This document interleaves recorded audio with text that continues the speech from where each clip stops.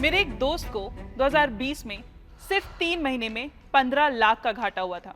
पता है कैसे? सिर्फ एक गलती से। हुआ यूं कि उसने उसी समय अपना एक प्लॉट बेचा था जिससे उसे एक साथ पूरे 50 लाख रुपए मिले। अब किसी भी इन्वेस्टर की तरह उसने भी ये पैसा म्यूचुअल फंड्स में इन्वेस्ट करने का सोचा।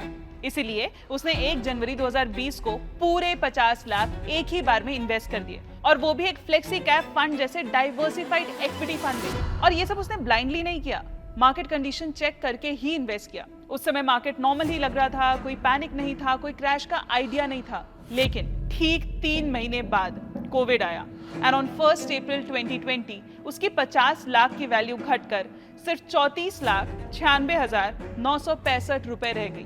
15 लाख मार्केट ऐसे निकल गया। 30% का घाटा, वो भी सिर्फ 90 दिन में। ये थी उसकी गलती। अब अगर आपको लग रहा होगा कि ये 30% घाटा रिकवर हो जाएगा, क्योंकि मार्केट तो हमेशा रिकवर करता है, लॉन्ग टर्म में ऊपर ही जाता है, अगर आप सच में ऐसा सोच रहे हैं तो आप गलत हैं। ये टेबल देखिए, जब आपका इन्वेस्टमेंट 30% से गिरता है तो उसकी रिकवरी 30% से नहीं होती। उस लॉस को पूरा करने के लिए समय के साथ मिनिमम 43% का गेन चाहिए होता है, तभी आप उस लॉस को ब्रेक इवन कर पाते हैं। और ध्यान रहे कि लॉस जितना बड़ा होता है, रिकवरी उतनी नॉन लीनियर और उतनी स्लो हो जाती है। तो एक आम इन्वेस्टर के नाते मुझे क्या करना चाहिए? क्योंकि दोस्त, मुझे इन्वेस्ट करने में प्रॉब्लम नहीं है, इन्वेस्ट तो मैं करूंगी ही, बड़ा अमाउंट है तो विद टाइम कॉर्पस तो बन सकता है। लेकिन यहाँ मुझे मार्केट की अनसर्टिनिटी से बचना है। आप खुद सोचिए, यहाँ मैं महज 10-15 हजार खर्च करती हूँ तो प्रॉफिट चेक करती रहती हूँ। एकदम से 50 लाख अगर मैंने इन्वेस्ट कर दिए और मार्केट गिर गया तो मेरी तो रातों की नींद गायब हो जाएगी। तो ऐसा क्या तरीका है, सही तरीका, जिससे मैं स्ट्रेस फ्री होकर इतना बड़ा अमाउंट मार्केट में इन्वेस्ट कर सकूं? क्या वाकई कोई सही रास्ता है? बिल्कुल है, एसटीपी, जो हम आपको इस वीडियो में बताएंगे। लंप सम इन्वेस्ट करने के 2 तरीके होते हैं। या तो मैं एक साथ पूरा पैसा इन्वेस्ट कर दूं जैसे मेरे दोस्त ने किया, या मैं एसटीपी प्रोसेस फॉलो करूं। इस वीडियो में हमने प्रैक्टिकल केस स्टडी के साथ ये दोनों मेथड्स कंपेयर किए हैं, and not just returns, expense ratio और टैक्स लगाकर लास्ट में फाइनल रिपोर्ट भी तैयार की है। तो लास्ट तक बने रहना, क्योंकि इसी के साथ ही हम लास्ट में एक बोनस टिप भी देने वाले हैं। तो चलिए शुरू करते हैं with your host Swati. Let's get started. तरीका जानने से पहले ये देखते हैं कि हम इन्वेस्टर्स लंप सम इन्वेस्टिंग में गलती क्या कर रहे हैं। जब आप पूरा पैसा एक साथ इन्वेस्ट करते हो तो पूरा पैसा एक ही एनएवी पर डिप्लॉय हो जाता है और एक ही मार्केट साइकिल के रिस्क के साथ कंप्लीटली एक्सपोज हो जाता है। करेक्शन आता है पर एवरेज करने के लिए फ्रेश कैश बचता ही नहीं है। इसी वजह से लंप सम इन्वेस्टिंग को सिर्फ रिटर्न पर्सपेक्टिव से नहीं, बल्कि रिस्क, टाइमिंग और बिहेवियर पर्सपेक्टिव से समझना बहुत जरूरी होता है। एक्सपर्ट्स ये नहीं कहते कि लंप सम इन्वेस्ट मत करो, वो बस इतना कहते हैं कि स्मार्ट तरीके से करो। क्या है वो स्मार्ट तरीका? STP, systematic transfer plan. इस प्लान के तहत आप अपना पूरा पैसा एक ही दिन इक्विटी फंड में नहीं डालते, बल्कि एक सिंपल प्रोसेस फॉलो करते हो। सबसे पहले उस अमाउंट को रिलेटिवली सेफ जगह रखते हो, जैसे liquid fund, ultra short duration fund, या अगर थोड़ा रिस्क एपेटाइट हो तो डेट हाइब्रिड फंड या आर्बिट्राज फंड। फिर वहां से थोड़ा थोड़ा करके इक्विटी फंड में ट्रांसफर करते हो। इसका लॉजिक ये है कि आप इक्विटी में एंट्री एक ही दिन एक ही प्राइस पे नहीं लेते, आप टाइम के साथ थोड़ा थोड़ा करके एंट्री लेते हो। इससे मार्केट टाइमिंग का रिस्क काफी हद तक रिड्यूस हो जाता है। पैसों का काम है काम करना, और एसटीपी का रोल है उसे रिस्क के साथ बैलेंस करना। वैसे तो 3 टाइप के एसटीपी होते हैं, लेकिन आज के इस वीडियो के कंटेक्स्ट में हम मेनली फिक्स्ड एसटीपी पर ही कंसंट्रेट करेंगे, जिसमें हर मंथ एक फिक्स्ड अमाउंट ट्रांसफर होता है। और रिटेल इन्वेस्टर्स के लिए फिक्स्ड एसटीपी सबसे सिंपल और इफेक्टिव होता है। Now one more important point to note, STP same AMC के अंदर ही होता है। आप पराग पारिक कंजर्वेटिव हाइब्रिड फंड में लंप सम इन्वेस्ट करके HDFC फ्लेक्सी कैप फंड में इन्वेस्ट नहीं कर सकते। आपको पराग पारिक की ही किसी स्कीम में STP करना पड़ेगा। चलो, हमने बेस एस्टैब्लिश कर लिया है। Now it's time for our case study. दोनों सिचुएशंस देखेंगे, पहले पूरा अमाउंट एक साथ इन्वेस्ट कर दिया और दूसरा STP मेथड से इन्वेस्ट किया। पर ध्यान रहे, ये दोनों सिचुएशन एक एग्जाम्पल के तौर पर लिए गए हैं, ये किसी भी तरीके के रिकमेंडेशन या एडवाइजरी नहीं है। स्टार्टिंग विद सिचुएशन 1, इसमें मैं एंजल 1 के लंप सम कैलकुलेटर की मदद लूंगी। तो यहाँ मैंने अमाउंट डाल दिया है इस कैलकुलेटर में 50 लाख। यहाँ हम अज्यूम करेंगे कि हमने 10 साल पहले इन्वेस्ट किया है, मतलब ड्यूरेशन हुआ यहाँ पे 10 ईयर्स, मतलब 1 जनवरी 2016 को 50 लाख को एक ही बार में इन्वेस्ट कर दिया, और वो भी फ्लेक्सी कैप फंड जैसे डाइवर्सिफाइड इक्विटी फंड में। नो एसआईपी, नो एसटीपी, सीधा एक दिन एक एनएवी, फुल लंप सम। फिर हम ये पैसा इन्वेस्ट कर रहे हैं एक फ्लेक्सी कैप फंड में, 10 साल के ड्यूरेशन के हिसाब से हमने जो फ्लेक्सी कैप फंड लिया है उसने 15.39% रेट ऑफ रिटर्न दिए, जो कि मैंने कैलकुलेटर में डाल दिया है। अब ये पूरा कैलकुलेट करने के बाद जो नंबर आया है वो है 2.09 करोड़, मतलब रफली 4x से ज्यादा ग्रोथ ओवर अ डेकेड। ये डेटा एक बहुत इंपॉर्टेंट बात क्लियरली दिखाता है। अगर एंट्री टाइमिंग फेवरेबल हो, ध्यान रहे अगर फेवरेबल हो, और इन्वेस्टर पूरा मार्केट साइकिल सरवाइव कर ले बिना पैनिक किए, तो लमसम इन्वेस्टिंग लॉन्ग टर्म में एक्स्ट्राऑर्डिनरी रिजल्ट्स दे सकती है। पर इस सिचुएशन में हमने बहुत सारी चीजें अज्यूम कर ली। सबसे पहले तो कि मार्केट हमारे फेवर में है एंट्री के समय, जो कि अनसर्टेन है। दूसरा, हमने यहाँ काफी healthy rate of return assume किया है। और तीसरा अजम्पशन जो हमने किया है वो था आइडियल ह्यूमन बिहेवियर, कि हमने बिना पैनिक किए पूरा मार्केट साइकिल सरवाइव कर लिया, जो कि रियल सिचुएशन में नहीं होता। अब खुद देखिए, 2016 से 2026 के बीच में मार्केट ने सब कुछ देखा। 2018 का करेक्शन, 2020 का कोविड क्रैश, उसके बाद का शार्प रिकवरी, और फिर मल्टीपल वॉलेटिलिटी फेजेस। इतने सारे रीजंस इन्वेस्टर्स को मिले पैनिक करके पैसा निकालने के लिए। लेकिन हैविंग सेड दैट, अगर कोई इन्वेस्टर इन सब के बावजूद शुरू से ही मार्केट में इन्वेस्टेड रहा तो लॉन्ग टर्म कंपाउंडिंग का फुल बेनिफिट मिलता है। Now done with our first situation, अब चलते हैं सेकंड सिचुएशन की तरफ, दैट इज एसटीपी। इसमें भी हम 50 लाख का अमाउंट लेंगे, लेकिन यहां आपको सीधा इक्विटी में डालने का रिस्क नहीं लेना है। इसीलिए इस सिचुएशन में हम पहले पैसा कंजर्वेटिव हाइब्रिड डेट फंड में पार्क करते हैं। इसमें क्यों? क्योंकि इस फंड में थोड़ा सा इक्विटी एक्सपोजर होता है, लेकिन सेबी के रूल्स के मुताबिक इक्विटी एलोकेशन मैक्सिमम 25% तक ही रहता है। और क्योंकि ये फंड डेट ओरिएंटेड कैटेगरी में आता है, इसलिए टैक्सेशन भी बिल्कुल डेट फंड जैसा ही अप्लाई होता है। तो यहाँ हमें मिला थोड़ा सा मार्केट एक्सपोजर और डेट फंड वाला टैक्स। नेक्स्ट हम मान के चलते हैं कि इसी डेट हाइब्रिड फंड से पैसा सिस्टमैटिकली इक्विटी फंड यानी फ्लेक्सी कैप फंड में ट्रांसफर किया जा रहा है। Now why flexi cap? ताकि मार्केट वॉलिटिलिटी को मैनेज करते हुए इक्विटी एक्सपोजर ग्रेजुअली बिल्ड हो सके। बेसिकली फ्लेक्सिबिलिटी रहे लार्ज, मिड और स्मॉल कैप में इन्वेस्ट करने की। तो अमाउंट डिसाइड हो गया, फंड्स डिसाइड हो गए। अब सबसे इंपॉर्टेंट सवाल, पैसा कितने टाइम में ट्रांसफर करना चाहिए इक्विटी में? तो इस पर एक्सपर्ट्स कहते हैं कि जितने टाइम में पैसा कमाया उसके आधे टाइम में इन्वेस्ट कर दो, और मैक्सिमम कैप 3 साल का ही रखो, क्योंकि अगर 3 साल से ज्यादा खींच लिया तो उसके बाद अपॉर्चुनिटी लॉस होना शुरू हो जाता है।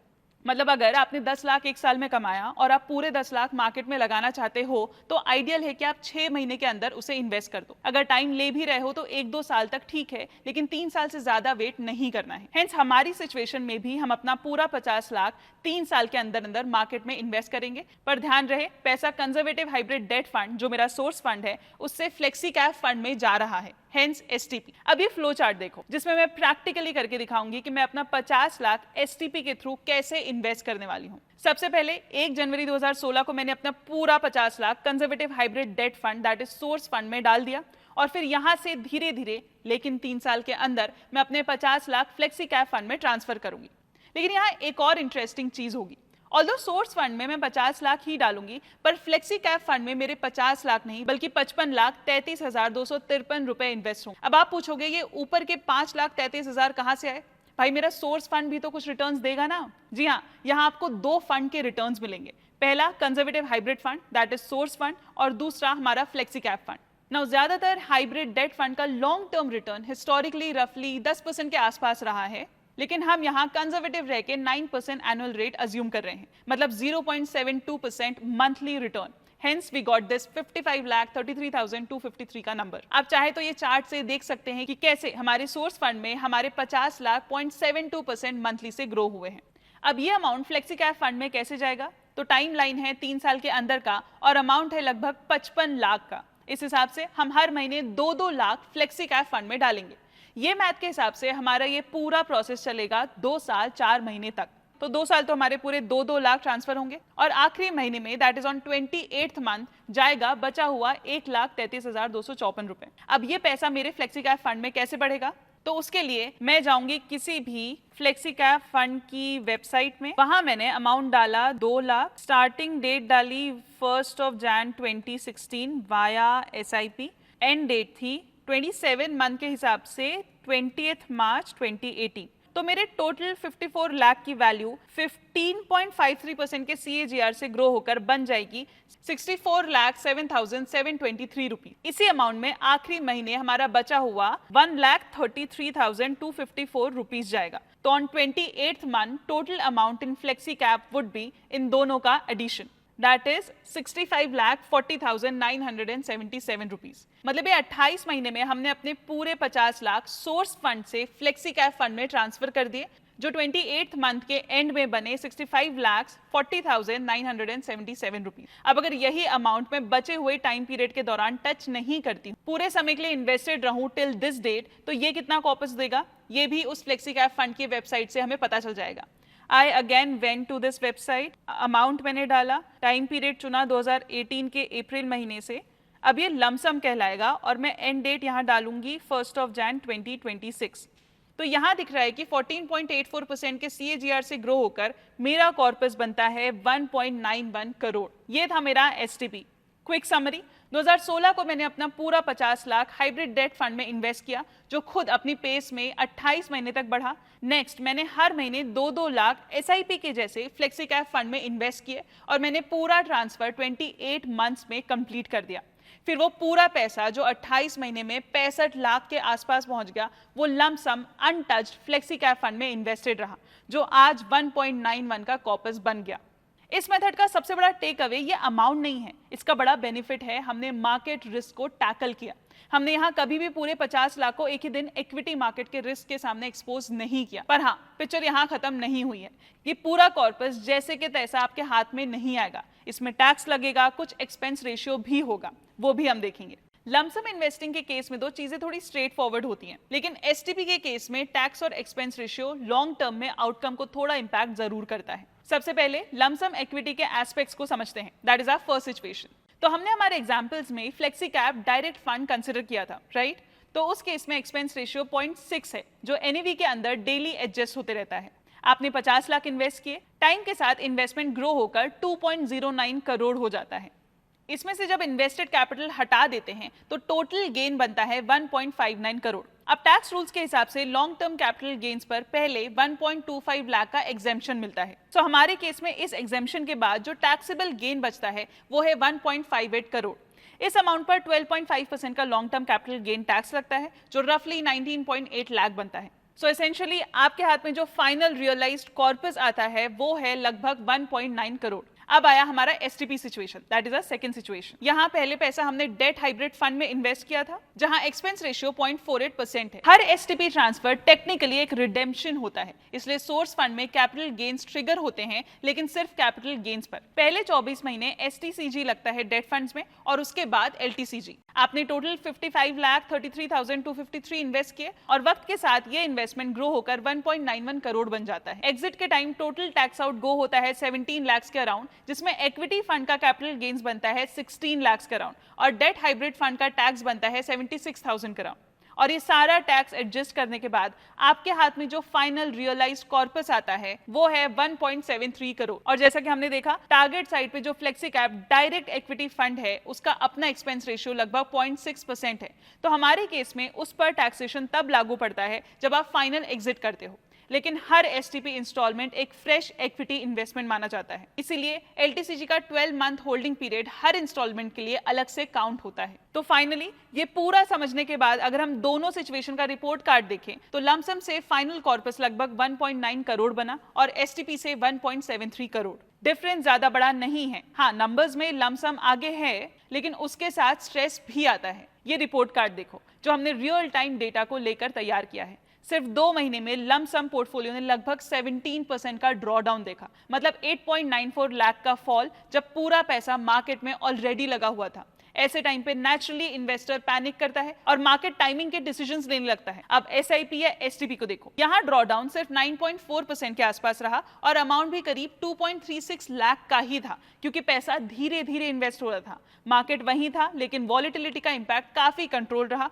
और मेंटल प्रेशर भी कम था। इसलिए अगर आप मेंटल पीस चाहते हो, वॉलेटिलिटी को स्मूथ करना चाहते हो और मार्केट टाइमिंग का स्ट्रेस हटाना चाहते हो, तो थोड़ा सा कम रिटर्न एक्सेप्ट करके STP का अप्रोच काफी इन्वेस्टर्स के लिए लिए ज्यादा सेंसिबल और प्रैक्टिकल हो जाता है। इक्विटी एक्सपोजर ग्रेजुअली बिल्ड होता है, वॉलेटिलिटी का इंपैक्ट स्मूथ होता है और यहाँ डेट फंड भी एक कुशन का काम करता है। ये स्ट्रैटेजी रिटर्न्स के साथ साथ बिहेवियरल रिस्क को मैनेज करता है। मार्केट गिरता है तो पैनिक कम होता है क्योंकि नेक्स्ट मंथ का ट्रांसफर लोअर लेवल्स पे होता है। मार्केट ऊपर जाता है तो भी डिसिप्लिन बना रहता है। इसलिए एसटीपी को एक्सपर्ट सिर्फ रिटर्न ऑप्टिमाइजेशन का टूल नहीं मानते, बल्कि लार्ज लमसम को इक्विटी में डिप्लॉय करने का कंट्रोल्ड और कंजर्वेटिव फ्रेमवर्क भी मानते हैं। एसटीपी का सबसे बड़ा फायदा यह है कि यहाँ मार्केट टाइमिंग और इमोशनल बैगेज डिसीजन का हिस्सा नहीं होते। प्रोसेस ऑटोमेटिक होता है, डिसिप्लिन बिल्ट इन होता है और इन्वेस्टर का काम सिर्फ इन्वेस्टेड रहना होता है। और अब समय है एक बोनस टिप का उन व्यूवर्स के लिए जो ये वीडियो यहाँ तक देख रहे हैं।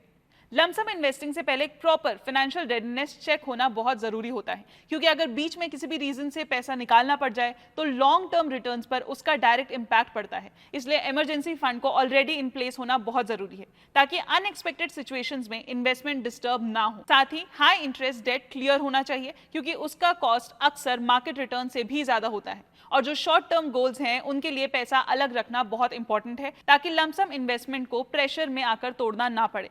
जब ये बेसिक्स सॉर्टेड होते हैं तब इन्वेस्टमेंट जर्नी ज्यादा स्मूथ होती है और लमसम अपना फुल पोटेंशियल डिलीवर कर पाता है। इस पूरे वीडियो में हमने ये अज्यूम किया है कि आपका मैक्सिमम या पूरा एलोकेशन इक्विटी फंड के लिए ही है, इसलिए एग्जांपल्स भी इक्विटी फोकस्ड है। रियल लाइफ में एसेट एलोकेशन हर इन्वेस्टर के लिए अलग होता है, इसलिए आप अपनी रिस्क प्रोफाइल, गोल्स और टाइम होराइजन के हिसाब से अपने फाइनेंशियल एडवाइजर के साथ इक्विटी डेट एलोकेशन डिसाइड कर सकते हो। अगर आपको लगा कि इस वीडियो ने आपके अंडरस्टैंडिंग में कुछ मीनिंगफुल ऐड किया या आपके लमसम इन्वेस्टिंग को एक क्लियरर पर्सपेक्टिव से देखने में मदद मिली, तो इस वीडियो को लाइक करें, अपने फ्रेंड्स और फैमिली के साथ शेयर करें और चैनल को सब्सक्राइब करना ना भूलें। हम ऐसे ही और प्रैक्टिकल और रिसर्च ड्रिवन इनसाइट्स आपके लिए लाते रहेंगे। मिलते हैं अगले वीडियो में। Mutual fund investments are subject to market risks. Read all scheme related documents carefully.